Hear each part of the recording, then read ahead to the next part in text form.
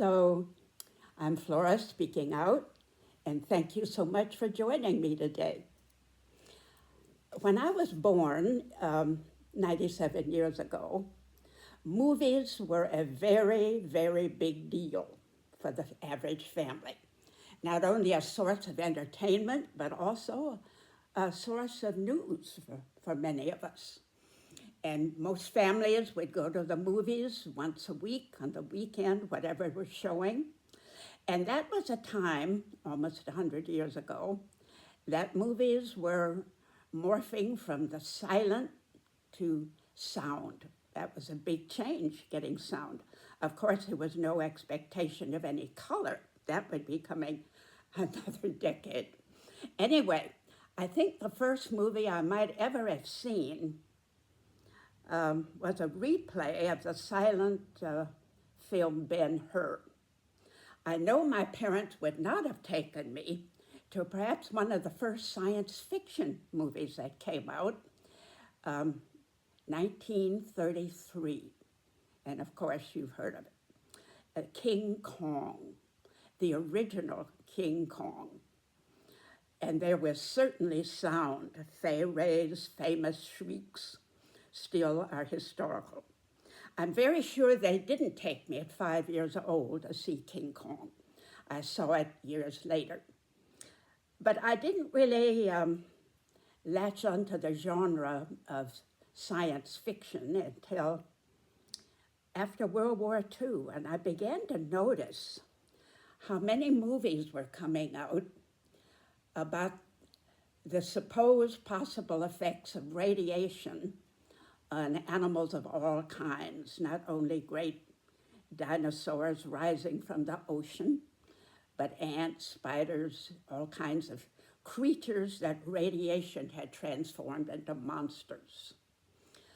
And a lot of them were coming out of Japan, which we understand because of the atom bomb devastation in 1945.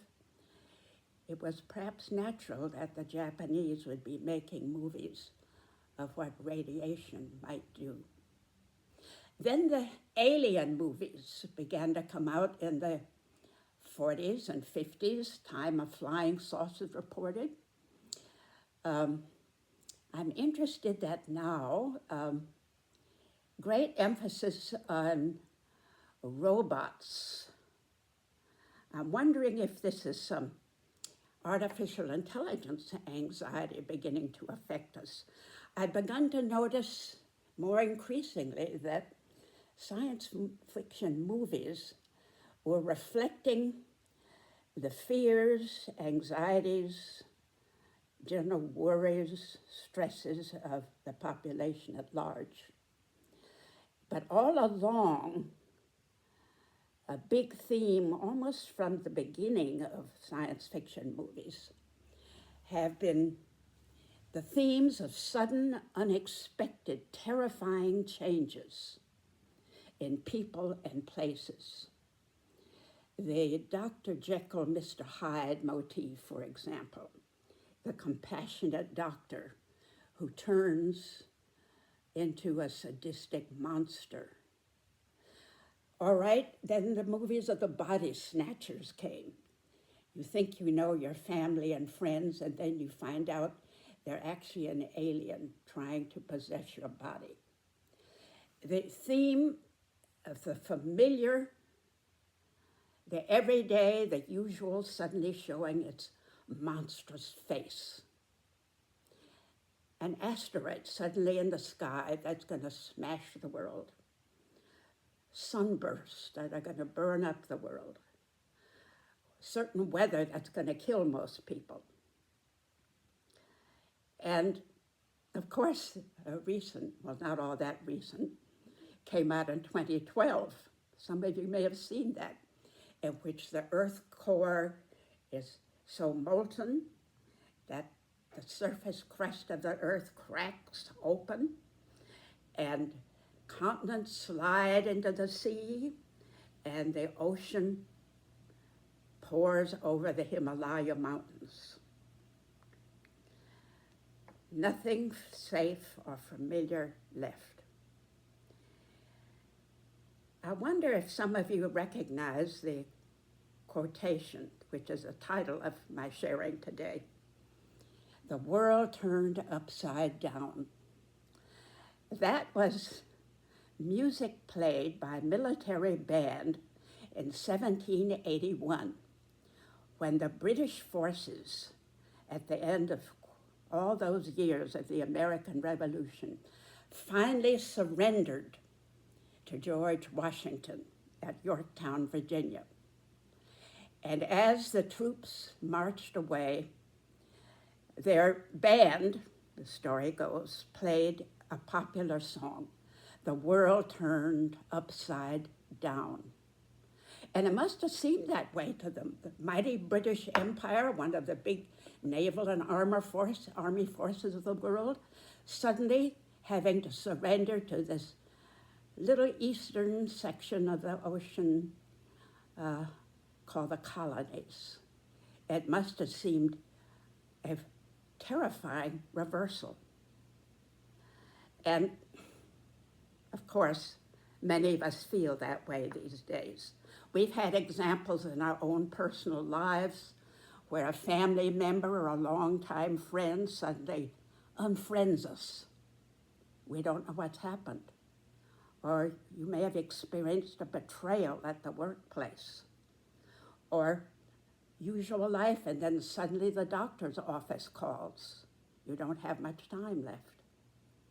We all have experienced in big ways, little ways, our world turned upside down, oceans thundering over our Himalayas, compassionate healers suddenly show the face of sadistic monsters.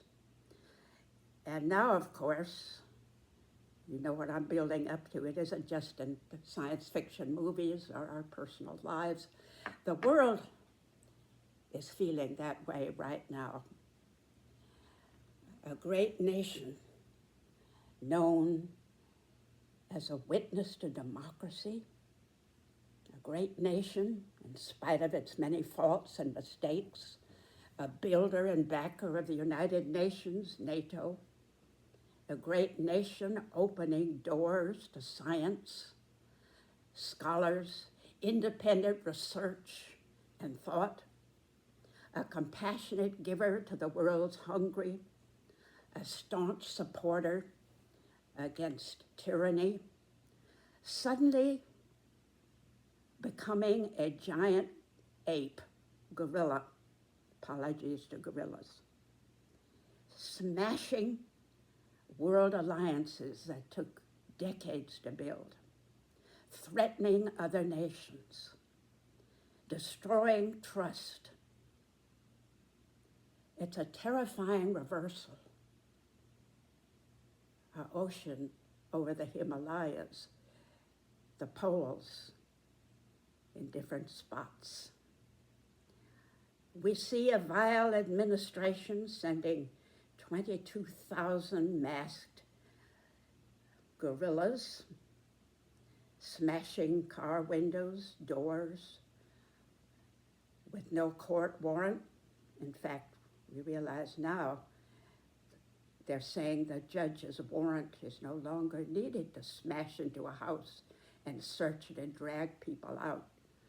We see an old man clothed only in shorts, sandals, and a blanket over his shoulders, dragged out into 0 temperatures, thrust in a car until they find out he is a citizen.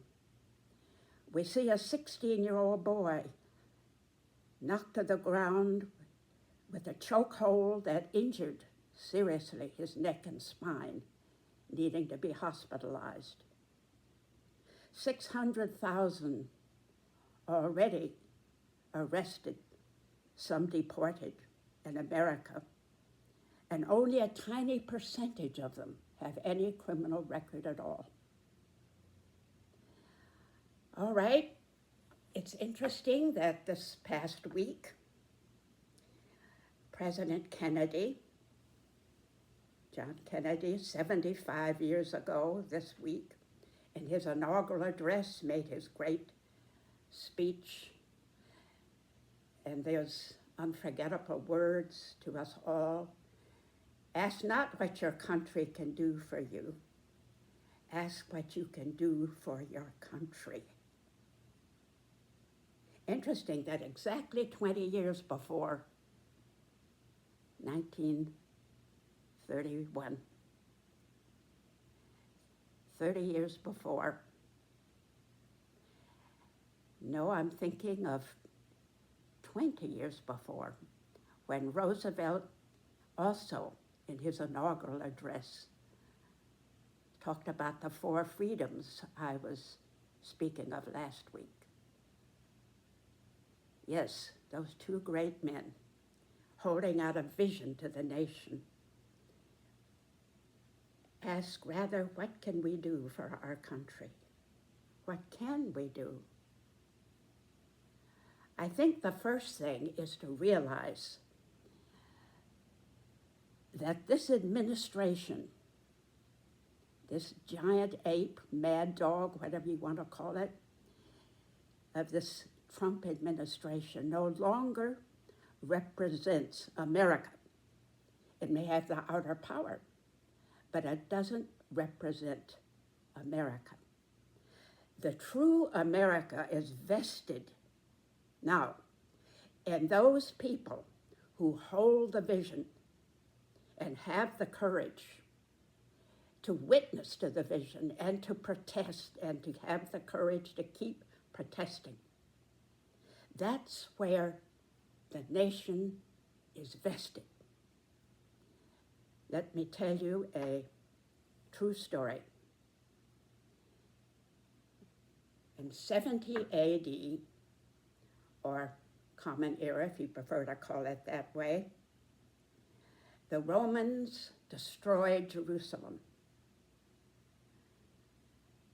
killed thousands. The temple was destroyed.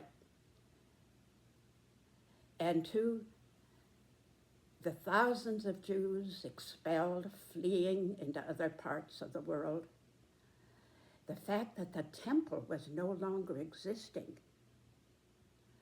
was an unspeakable horror. To them, that was where God's Spirit was focused. They couldn't imagine how they could survive with not only their sacred city gone, but the Almighty God speaking through that particular building where they had worshiped for centuries. Until the rabbis, the teachers, told them, as the people scattered, you are the temple. Each one of you is the temple. You carry it with you wherever you go, in your hearts and in your lives, and you witness to this wherever you go. The temple is not destroyed as long as you, the people, carry it in your hearts and lives. And so this is what I'm thinking now as our world rocks on its basis, flips poles, oceans over the Himalayas, and we don't recognize the America, and the world doesn't recognize the America that they had thought they knew. That administration is not America, no matter what they say. You and I and all who pray, witness, write, talk, stand in the freezing temperatures on the streets. You are the incarnate America. You hold the vision. You are the living America. Let's keep reminding each other of that. Thank you for being with me today.